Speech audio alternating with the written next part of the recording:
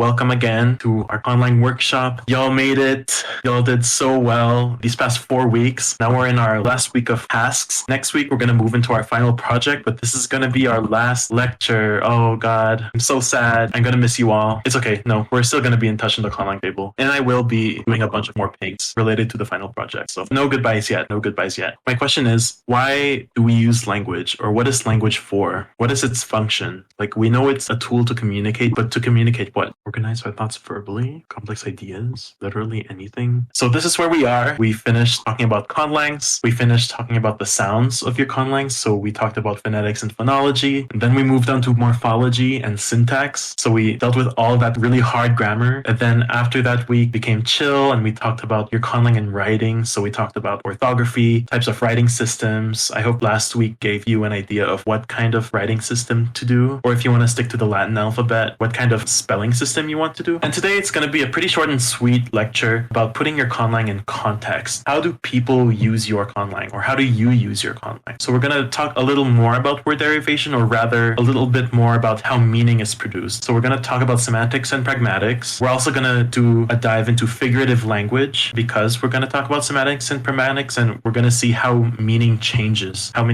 based on culture, changes based on context, etc., etc. And then for our task, we're going to do some translation. Okay, so an outline for this week, we are going to talk about the uses of language briefly. I did ask you before the lecture started, how is language used? How do we use it to communicate? Why do we use it to communicate? And then we're going to talk about semantics and pragmatic. We're going to talk about meaning, and we're going to talk about context. And then we're going to move on to figurative language and phatic speech. How does meaning change? There's literal speech and there's figurative speech. Words and expressions don't always mean what we think they mean. In phatic speech, we're going to talk about how people use language to form social relationships. It's a pretty quick lecture, and after that, we're going to talk about our task for this week, where we're going to translate phrases. And this task is meant to prepare you better for your final task, which we're going to talk a bit about after we talk about this week's task. And because we are going to talk about meaning and context, we are going to revisit some things about morphological grammar, syntactic grammar. So we are going to go back and forth with the process I showed you in the first week. How is language used? So I really liked your answers. When I had a class in linguistic anthropology, people tend to answer language is used to describe our physical world. And it may have started that way, like we used to describe things in our environment, things in our direct environment, things that we see, hear, touch, smell. We can certainly use language beyond that. We could even use language to tell lies, or we could tell stories. We could talk about abstract things. We could use language to generate social interactions and relationships. So we could talk about our feelings. We could talk about our emotions. So what's going on in our head. We could even use language poetically. So we could manipulate the rules of language to express some kind of meaning. We could use language to suggest something. We could tell people what to do, or call someone, or give a request. We could even use language to talk about language. I'm talking about language right now. Or let's say you want to correct someone. Someone said, oh, I sitted down. And you say, no, you sat down. Talk about talk. That's metalingual discourse. So language does not exist in a vacuum. And sometimes among beginner conlangers, I see them create words. I see them create grammar, which is perfectly fine. But that's it. There's nothing about social interactions. There's nothing about how the language is used. Language doesn't exist without people. Language has to be used by someone. Language is not in a vacuum. It's very much a social element. And as human beings, language is pretty much an essential aspect of forming social relationships or existing in society. And with that being said, our cultural norms and societal norms can influence the way we use language. Language can be a direct aspect of culture, like maybe you have a culture that emphasizes language as a crux to it, or maybe you have language as a liturgical language, like Coptic, where it's used specifically for religious purposes. It may not always be that way. Like among many English speakers, I would say that some English speakers don't consider English as a very important aspect of their culture. But that being said, language and culture can influence each other in many ways, and the way we interact with people can influence the way we use language. And because of how language is influenced by culture and society, when we habitually use language, we also reaffirm and reestablish cultural and societal norms. Think of the word inflammable. When many of you hear that and you don't know what inflammable means, you may think it means not flammable, because a lot of words in English with the in prefix tends to be a negative, so like indecisive or inconclusive, but inflammable does mean it is flammable. So the habitual use of that in prefix changes that word inflammable to mean its opposite. So there's two terms Idioms I want to define because we are getting into meaning and context. So semantics is the study of meaning in linguistics, and pragmatics deals with context and how context plays a role in forming meaning. Language is not just language. Remember what I said, that language does not exist in a vacuum. Language also exists beyond our vocal tract or beyond our gestures. Meaning can be formed based on our tone, can be formed based on other gestures, can be formed based on our environment. Language is affected by things outside language. So what do words really mean then? Words can have literal meanings, of course. We can use language to express indicative expressions like this apple is red or this book is big. But we could also have cultural connotations, the societal connotations. So it gives additional meaning based on what other things we were talking about or based on the setting, based on many aspects of our culture and society. So let's take the word red, for example. By itself, it just means the color. But some cultures relate the color red to luck. And when you describe something as red, maybe you're also thinking that it's something lucky or something that gives you luck. Or red can relate to anger. It makes my face red. It makes me angry. Red can also relate to love, maybe. Oh, my cheeks are reddening. My cheeks are becoming red. That means I'm blushing because I love something or someone. Or take the word home. Generally, it could mean a building where one lives, so it's synonymous to the word house. But maybe you could extend home to mean family. Or it could mean nation, or maybe one's safe place. And meaning can also change depending on tone and intonation, as well as context. So let's take the phrase, it's a beautiful day today. When it's sunny outside and I say, wow, it's a beautiful day today, that's pretty indicative. I probably mean that I think sunny days are good. Let's say if it's raining or it's very stormy and I say, wow, it's a beautiful day today, then it's probably in a sarcastic tone. I probably mean the opposite of what I'm actually saying. Or let's take the other phrase, that is sick.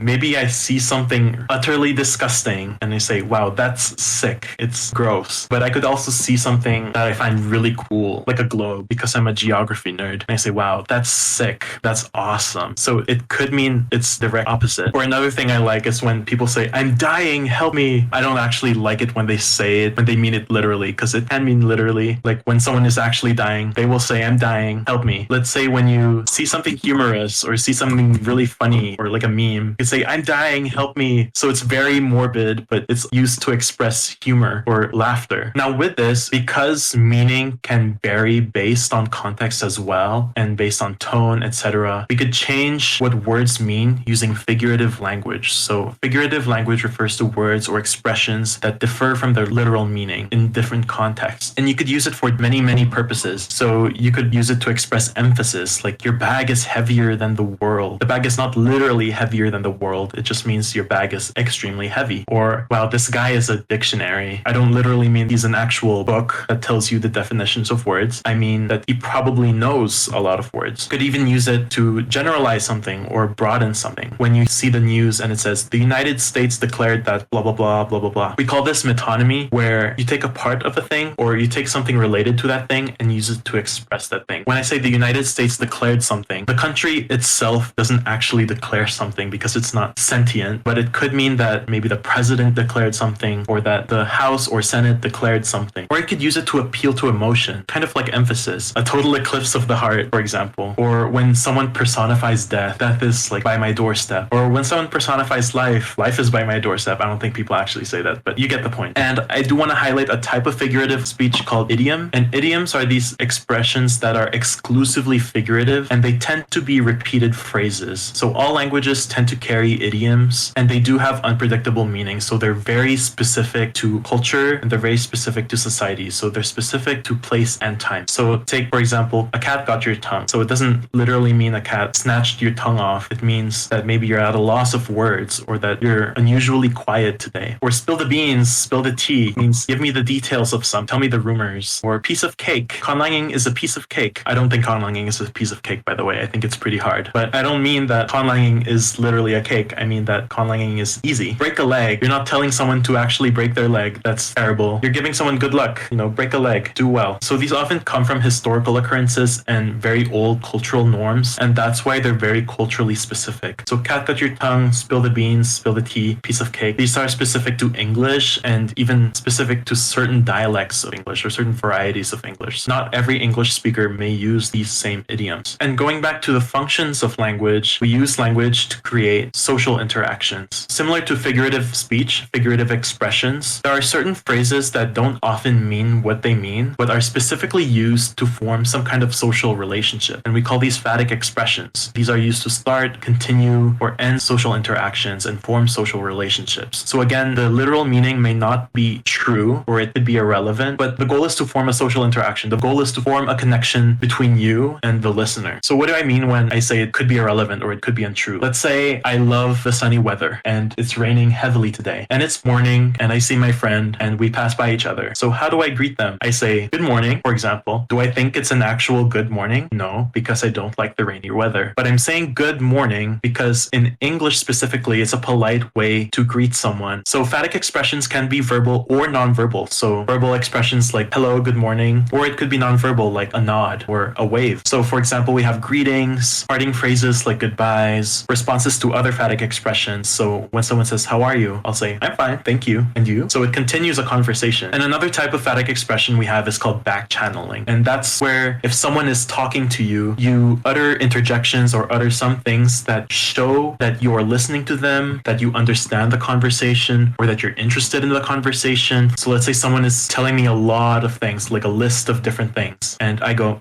yep, yeah, right? That's called back channeling. So I may be understanding them, I may not be understanding them. At least I want to be polite in that I'm showing them that I am getting what they're saying. So we talked about English phatic expressions. In French, you have ones like bonjour, which means hello or good morning. Ça va? How are you? And you could reply to ça va with ça va. Japanese heavily uses phatic expressions. Something about Japanese is that as compared to English, their informal and formal registers are much more strict. So when you say it's nice to meet you, before you introduce yourself, you could say hajimemashite. Or let's say when you're done introducing yourself, you could say yoroshiku onegaishimasu, which also kind of means nice to meet you as well if you translate it to English. And a Conlang example we have in High Valyrian, when someone tells you valar morgulis, which means all men must die. It's a way of saying hello. It's a very emo way of saying hello. But you have to reply to them by saying valar dohairis, all men must serve. So different languages have different rules, different conditions in how you reply to a phatic expression, when to use a phatic expression, or if you need to use a phatic expression, etc., to show politeness, to show membership in the culture or membership in society, and it's to establish different elements in your social milieu, different elements in your social sphere. I said that was a quickie, and it was a quickie because we're going to get to our conlanging test. So because I've read a lot of your responses, specifically in week 1, where you talked about your goals for conlanging, some of you wanted to make a conlang for world building, some of you wanted to make a personal conlang. So there's many different reasons as to why people are making their conlang for this workshop. So I'm not going to ask you to list, for example, different figurative expressions or different idioms, but you can if you want to show us some of your conlanging process. I would love to see it. But to better prepare you for the final project in this workshop, for this week, I'm going to ask you to translate phatic expressions. So translate common phrases in your conlang. So tell us how you would say certain expressions in your conlang, and I divided phrases into different categories. So I want you to give me a phrase, at least one phrase in each category. So 5 phrases. There's greetings. So how do you greet someone? How do you introduce yourself? How do you say goodbye to someone? Other common expressions you want to translate. Where are you from? Or how do you give thanks? How do you say happy birthday, etc.? And just generally other phrases. We'll brush through some examples in the next few slides just to give you an idea of what to translate. So consider how your conlang speakers' society and culture influence what is said. So why do they say good morning as good morning? Why do they say good evening and good night the same way? And how can such expressions reaffirm or create cultural or social customs and norms? And this, you don't really have to answer this kind of like a loaded question. If you find some kind of pattern in the phrases you translate, maybe you could legitimize it with influencing culture. I'll show you a specific example with my own conlang. So if you can, with your phrases, you could provide a phonological or phonetic transcription of your phrases. So write the phonemes, or you could transcribe it with allophones. You could also outline different morphemes in the expression. So what is each piece of meaning grammatically doing? And make sure to tag your responses in the Conlang channel with CW week 5. For reading examples, there's hello, hey, pretty informal, or it could be formal in different contexts. It depends on your conlang, depends on the speakers of your conlang. How does one say good morning, good day, good afternoon? You don't literally have to say good morning. What's an equivalent phrase for that? How are you? How is one doing? I am good, I'm doing well, I'm not doing good, I'm not doing well. How does one say that in their conlang, if they say it? How does one say pleased to meet you? How does one show appreciation for greeting or being greeted? How do you introduce yourself in your conlang? My name is, I am called. How do you ask someone what their name is? How do you ask them who they are? How do you ask them where they're from? What do they speak? How do you ask them if they speak a certain language? And in this part, you could start translating the name of your conlang in your conlang, and you could start deciding on a name of your conlang as well. Parting phrases. So how does one say goodbye? How does one end a conversation? Does one even end a conversation with a parting phrase? You could say goodbye. I've seen this many times. Someone could say goodbye as they're trying to leave, and then they'll end up talking for hours, like after a party. So what are some cultural expectations to those as well? How do you say see you next time, see you soon, it was nice meeting you, or let's keep in touch? You could also say good day or good night if they have an equivalent phrase. So other common expressions. So how do you ask for directions, or how do you show direction? Like, oh, the bathroom is that way. Where can I find the library? Library is that way. How do you thank someone, or how do you show appreciation for someone's actions? And how do you respond to gratitude? So how do you say thank you? How do you say you're welcome? Again, it doesn't have to literally be thank you. Think of how these phrases are influenced by the speakers of your conlang, if it's necessary. How do you say certain common expressions like happy birthday, happy holidays, happy New Year's, or happy something? Maybe when you're world building and you have a conlang for it, what if the speakers of your language have a certain celebration that you're creating? How do they greet someone during that day? How does someone express an apology? How does someone say excuse me or pardon me? How does someone say I'm sorry for what I've done? And just other fun expressions I do want you to translate as well. So for example, my hovercraft is full of eels. You shall not pass. Houston, we have a problem. May the force be with you. So be creative with this. I highly suggest you translate my hovercraft is full of eels. That's a reference to a Monty Python sketch where I think they had like a Hungarian phrasebook, but everything ended up being really weird and wrong. And someone ended up saying my hovercraft is full of eels in Hungarian. If you look online, this is a very translated piece of text. If you go to Omniglot, for example, you could see a bunch of languages translating this specific phrase. And when you do translate this, think about how you say hovercraft, or like when you're world building your conlang, do they even have hovercrafts? Do they even have eels in their environment? So think of how they would try to say these words at least. Or like when you say Houston, we have a problem. You don't literally have to translate Houston, the place. It's the name of a person. But how do you say that name? How do you transliterate that name into your conlang's phonology? If you don't vibe with any of these phrases, you could just find your own or create your own. So maybe you find something in a movie or in a show or in a book that really resonated with you. Give it to me. I want to see it in your conlang. Here's an example of what I did for my conlang. The way they say good morning or good day, good afternoon is boster nenar, and that means good work. So boster is like work or action or doing, and it's in the accusative case. So I'm assuming that maybe historically they said this phrase as like have a good work or have a good work time. So that's why it's accusative. And likewise, when they say good afternoon or good evening or good night, they say jdaiter nenar. So it means good rest. Jdaiter means rest or good respite. If you want to say hello or hey, you basically take nenar and you say it. So nenar, you could even shorten it to nen. But this is very informal. And typically even with, maybe a teacher or someone older than you, you wouldn't want to say nenar. You want to say boster nenar or jdaiter nenar. So if you want to ask someone their name, you say tennad aoyer. So tennad means your name. So then is a second person singular prefix. So it means your, and uad is name. So the word ao means what? But in here it's declined in the instrumental case. So if you remember when we talked about cases, I mentioned the instrumental case, and that means it kind of denotes that the noun is being used for something. So when you say ennad aoyer, it kind of means your name is being used as what? And when I say my name is, I say sennad blank. Likewise, it's going to be declined in the instrumental case. So my name is Jam. Sennad jamoyer. So it's kind of like saying my name is using Jam. Or let's say your name is Kenlira. Sennad kenlirayer. So your name is using Kenlira. Of course, many languages on earth don't express what is your name and my name is blank using an instrumental case. They express it in other ways. So think of how you want to express these in your grammar, in your conlang. In the first week, I talked about how the speakers of my conlang dwell in the mountain or in the caves of a mountain. So they see the mountain as a very sacred place. They even give it some kind of sense of greater animacy than them. It's almost like a deity. So when you say thank you, it's kind of like a religious phrase for them. You say sochkanach or sochkanachter, which means the mountain blesses or the mountain blesses you. The mountain calls to you. And likewise for goodbye, you say sochkanachsir. So the mountain calls to me, the mountain blesses me. So it's like the mountain is calling me to go back. And something I did is that maybe historically they mentioned the mountain blesses you and the mountain blesses me. But as the language evolved, the pronoun dropped. So the way to say thank you and goodbye is the exact same thing. And I'm thinking that because they're the same now, maybe when they say goodbye, it's almost like an expression of gratitude as well. When you say goodbye, you're also expressing thanks for a social interaction or thanks for a conversation. Last but not least, my favorite phrase of all, my hovercraft is full of eels. They say bjudun zehillan dovrul. So bjudun means to be full of something or to contain something, so it's a verb. So hisha means to fly,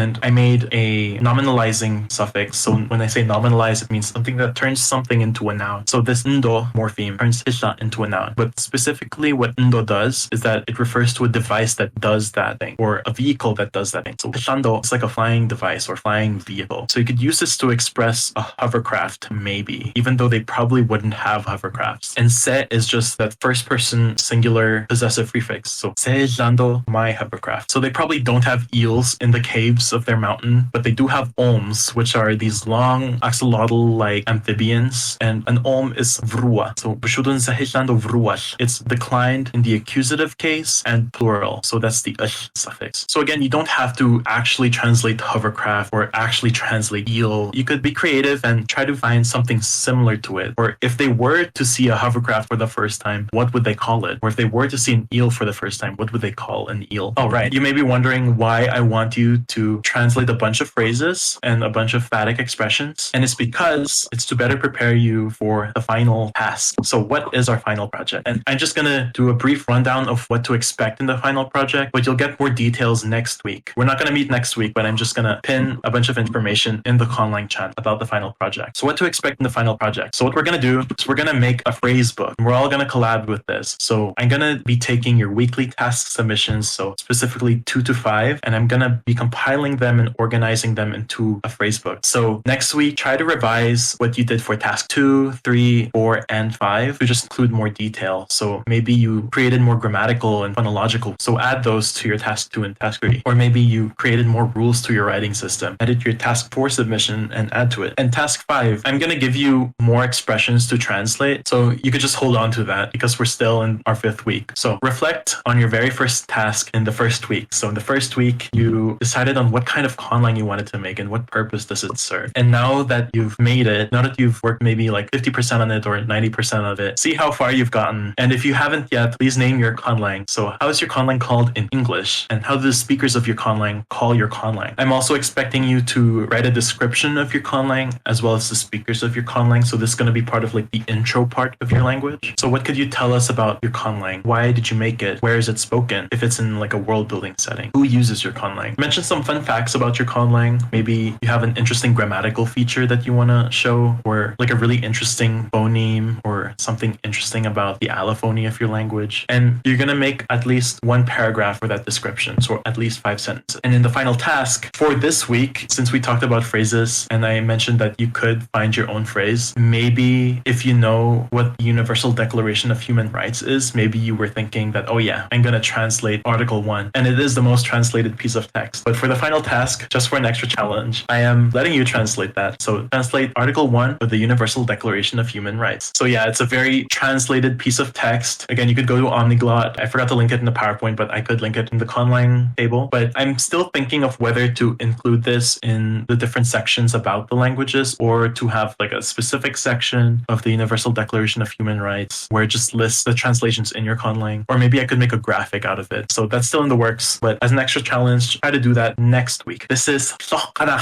So thank you and goodbye. It was wonderful lecturing this Conlang series with you. There's still going to be tasks, so the workshop series technically didn't end, but this is the last lecture for the series. So thank you so much for this journey. I had a lot of fun teaching. It was kind of chaotic at some points, especially the grammar part, but yeah, thank you.